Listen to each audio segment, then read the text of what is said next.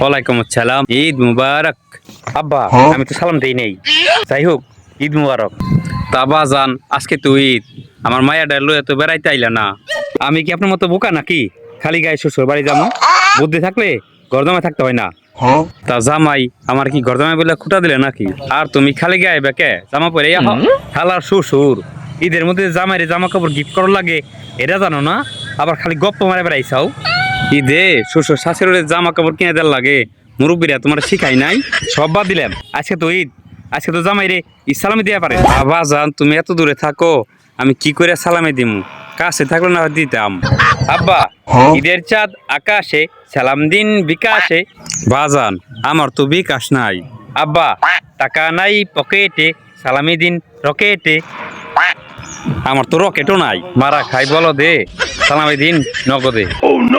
আমার তো নগদও নাই, উফ ব্যথা, দাঁড়াতে পারি না দুপায়ে, সালামি দিন উপায়ে। আমার তো উপায় নাই বাজান, তোত হালা খাচ্ছ শ্বশুর। থাক বাজান থাক, তুই আর বলিস না, আমি তোর ঈদের সালামি দিতাছি, তাও তুই এই নখরা বন্ধ কর।